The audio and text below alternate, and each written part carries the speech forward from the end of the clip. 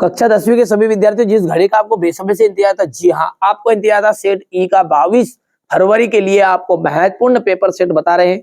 उसमें से सेट ई जानेंगे, 101% गारंटेड है, क्योंकि इन बच्चों को मैंने पढ़ाया और इन्होंने टॉप किया, तो आप भी कर सकते हो। आप स्वयं को पहचानो, ठीक है। कोई रियल पेपर किसी के पास नहीं मिलने वाला है, ठीक है। ये जो पेपर है, ये नहीं पेपरों में से आपका बिल्कुल 101% फंसेगा पूरी चीज, ठीक है। तो समझते हैं बढ़िया से, है ना।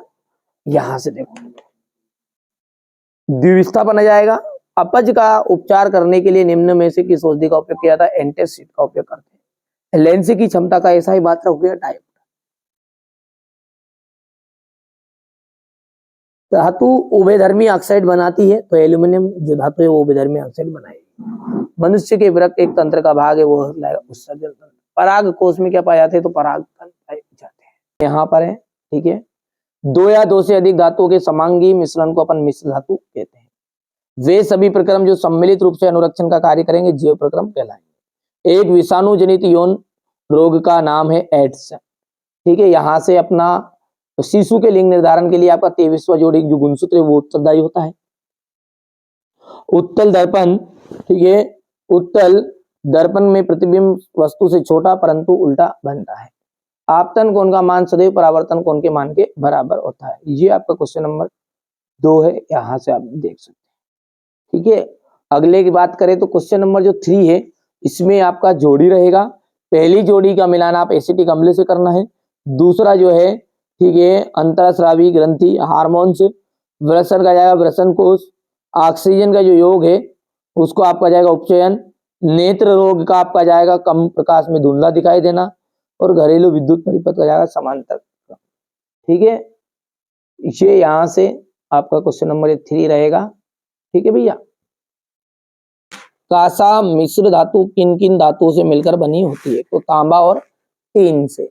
मनुष्य में आयोडीन की कमी से होने वाला रोग है घेंगा रोग। आयोडीन की कमी से होने वाला रोग क्या है?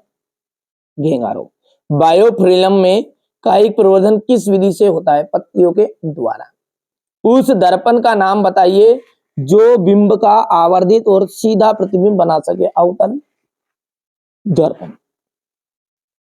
CFC का पूरा नाम क्या है? क्लोरोफ्लोरोकार्बन, ठीक है। एक आदर्श आमीटर का प्रतिरोध कैसा होता है? शून्य होता है। और वोल्ट मीटर का अनंत होता है। आप बढ़िया से कंप्लीट करो ना, मैं बार बार कह रहा हूं, बढ़िया से रहो, कोई रियल पेपर के लफड़े में मत पड़ो, ठीक है।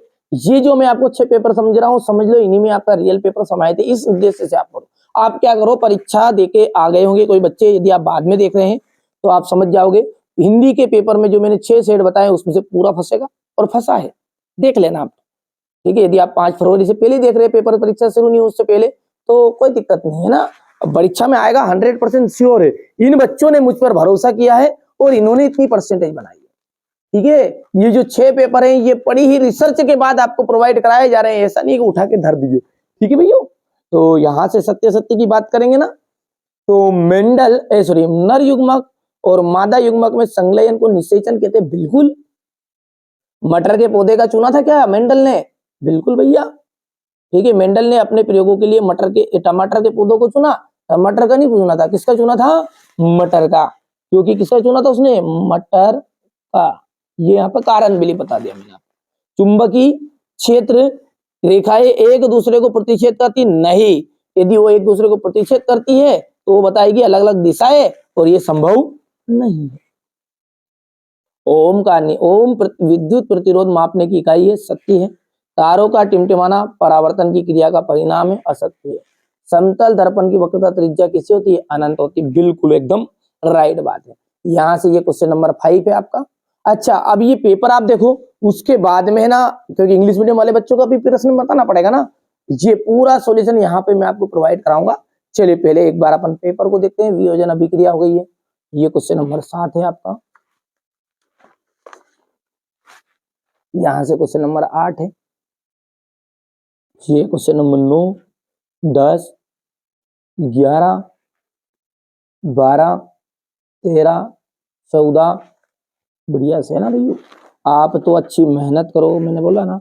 ये क्वेश्चन नंबर 15, 16, 17, 18, ये 19, 20 हो गया। 20 के बाद में यहां से क्वेश्चन नंबर ये 21, 22 साबुन और अपमार्जक में अंतर, और रक्त और लसिका में अंतर, और हृदय का नामांकित चित्र। तो ये तो मैंने आपको सेट ई पेपर बता दिया है। चलिए अब पेपर को रख लेते हैं साइड में, और सॉल्यूशन वाला स्क्रीनशॉट बढ़िया से लेते जाइएगा, है ना। ये सेट ई का सॉल्यूशन है ना, ई का। ए से लगा के डी तक हो चुका है, ये ई है, इसके बाद में आपका ए पाएगा। चलिए क्वेश्चन नंबर 6 क्या कह रहा है, वियोजन अभिक्रिया को परिभाषित कीजिए। वियोजन मतलब समझ तो, वे अभिक्रियाएं जिनमें एक अभिकारक जो है ना वो टूटेगा, देखो यहां से टूटकर दो बनाया, तो जब दो बनाए तो वो कहलाती वियोजन। संयोजन इसका विपरीत है।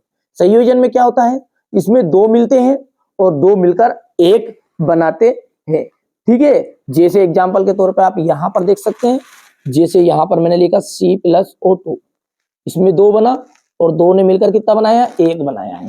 पर यदि हम यहाँ जल की बात करें, एक था और मिलकर कितना बनाया है, दो बनाया। तो ये ऊपर वाला संयोजन है और नीचे वाला वियोजन ही है, ठीक है। चलिए आगे बढ़ते हैं। उष्मा शोषी अभिक्रिया किसे कहते हैं, ठीक है। उष्मा शोषी अभिक्रिया को परिभाषित करना है। इसके बाद में धातुओं के भौतिक गुण समझाइए। देखिए धातुओं के भौतिक गुण है ना, बहुत ही सिंपल है, ठीक है भैया। मैं यदि बात करूं आपको तो यहां से देखिए धातुएं क्या होती है, पहली चीज है गलनांक, आप तो ध्यान रखना है ना, पूरी चीज याद रहेगी। दूसरा रहेगा क्वथनांक, क्योंकि लंबा समय नहीं देना चाहते अपन। एक अपन बोलेंगे सुचालक, इन शब्दों को ध्यान रख लो आप तो, ठीक है। आघात वर्धिता, तन्यता, तो ये क्या है, धातुओं के गलनांक उच्च होते हैं, धातु के क्वथनांक उच्च होते हैं, धातु विद्युत की सुचालक होती है, धातु में आघात वर्धिता का गुण पाया जाता है, ये तन्यता का गुण इनमें पाया जाता है, विद्युत चमक इनमें पाई, अरे मन पड़े जो कर लो। वैसे मैंने एक सेपरेट वीडियो में आपको 9 भौतिक गुण बताए थे, 9, और धातु और अधातु में 9 अंतर भी बताए हैं। कहां पे मिलेगा, जी प्रश्न बोलोगे ना तो आप ऑटोमेटिकली सर्च में आ जाता है, ठीक है। और सर्च में नहीं आता तो चैनल का नाम लिख देना, ठीक है। देखिए गलनांक उच्च होते हैं, ऊष्मा की सुचालक होती है, विद्युत की सुचालक होती है, कठोर होती है, आघात वर्धिता का गुण पाया जाता है, तन्यता का गुण पाया जाता है। तो ये आपके हो गए धातुओं के भौतिक गुण। 2 पूछे थे मैंने, 5-6 बता दिए, ठीक है। और 4 तो से कम करना है ना। अयस्क और गेंग को परिभाषित कीजिए। देखिए अयस्क क्या होता है, देखिए ऐसे खनिज ही है वो, अयस्क भी क्या है, खनिज है। पर ऐसे खनिज को हम अयस्क कहेंगे जिनसे हम धातुओं को आसानी से प्राप्त कर सकते हैं, यही परिभाषा होगी। ऐसे खनिज जिनसे धातुओं को आसानी से और लाभदायक तरीके से हम प्राप्त कर सकते हैं, उन्हें हम कहते हैं अयस्क।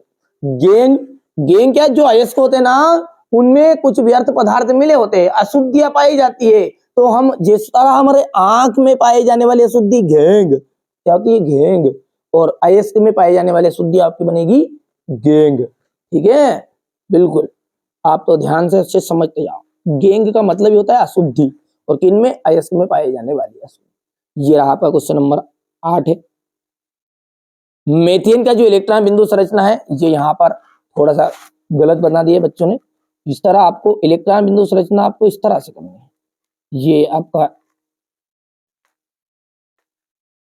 है ना, ये इसका एक है, ये एक है, ये एक, ये एक, क्योंकि हाइड्रोजन में एक एक रहेंगे। कार्बन के पास कितने बाबू मेरे सोना, 4 है ना। तो ये हाइड्रोजन जो होता है वो 2 से मिलकर 8 मात्रा प्राप्त कर लेता है, लेकिन कार्बन जो है बाकी सब वो 8 से मिलकर करेंगे। तो देखो 8 मात्रा प्राप्त हो गई। अब इस कार्बन को चाहिए 8, भैया मैंने तेरे को दिया था एक, हाँ दिया था, तो बता था तू भी दे, तो हो गए 2। यहाँ दिया था, हाँ दिया था, ले जा आओ, यहाँ से भी ले लो, यहाँ से भी ले लो, तो 2 या 2 4 2 6 2 8। तो ये लाइन आपकी यहाँ से चित्र में ध्यान से देखना, ये 2 इसके पास से हो गए, 2 इसके पास से 4, 2 इसके पास से 6 और 2 ये एकदम राइट है ना भैया। स्वापोषी पोषण किसे कहते हैं, ऐसा पोषण जिसमें जीव अपना भोजन स्वयं बनाता है, ठीक है, स्वापोषण कहलाता है। और ऐसे जीव को हम कहते हैं स्वापोषी जीव, ठीक है। ऐसे जीव को हम स्वापोषी जीव ठीक है। उदाहरण आप लिख सकते हैं, हरे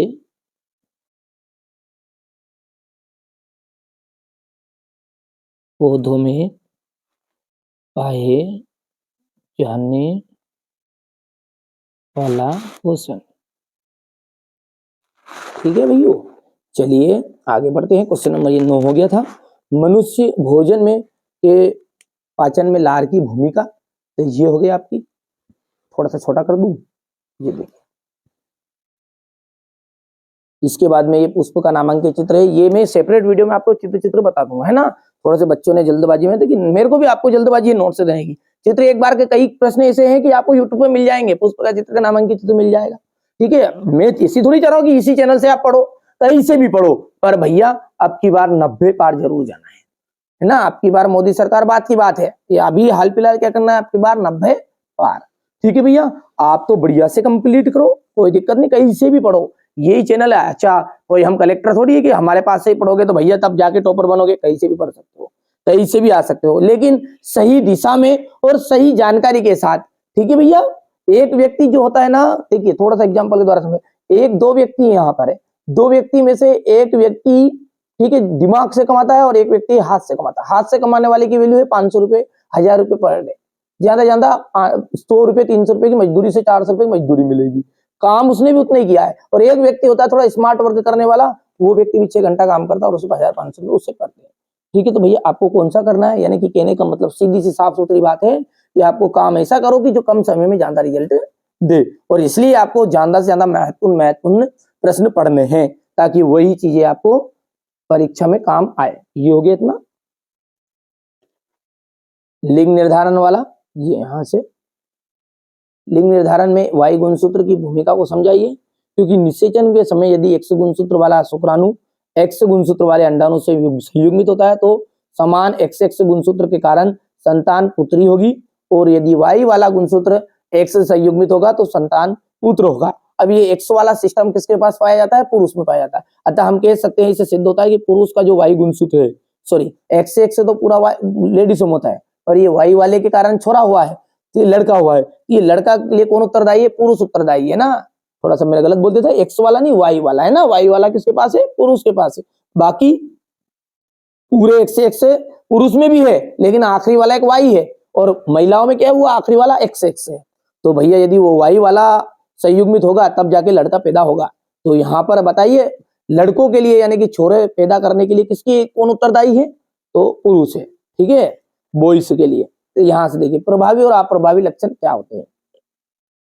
जब विपरीत लक्षणों के साथ जोड़े का क्रॉस कराते हैं ना, तो पहली पीढ़ी में जो लक्षण दिखाई देते हैं उन्हें प्रभावी कहते हैं, और जो नहीं दिखाई देते हैं उन्हें अप्रभावी कहते हैं। सिंपल लैंग्वेज में, समय कम है, आपको ज्यादा डिटेली पढ़ना है तो ये सारे वीडियो मैंने पहले से यूट्यूब पे डाल रखे हैं IMP के नाम से, है ना, तो देख लेना बढ़िया से। हमारा उद्देश्य यही है कि आप अच्छे अंक प्राप्त करो, कोई हमारे पास से जरूरी नहीं कहीं से पढ़ो, पर भैया अच्छे से तैयारी करो, और बिल्कुल, है ना, आपके परिवार का, आपके गांव का नाम रोशन जरूर करना है ना भैया, अच्छे से पढ़िएगा। और परावर्तन के नियम, आपतन कोण का मान जो होता है वो सदैव परावर्तन कोण के मान के बराबर होता है। आपतित किरण, परावर्तित किरण और आपतन बिंदु पर अभिलंब, ये तीनों एक ही तल पर स्थित होते हैं। वाहनों में उत्तल दर्पण को पश्य दर्पण के रूप में विदिता क्यों देते हैं, यह क्यों होता है। प्रकाश के अपवर्तन से आप क्या समझते हैं। इसके बाद एक क्वेश्चन नंबर ये 14, किसी विद्युत हीटर की डोरी क्यों उत्तप्त नहीं होती जबकि उसका तापन अवयव उत्तप्त हो जाता है। हो गया इतना क्वेश्चन नंबर 14 तक।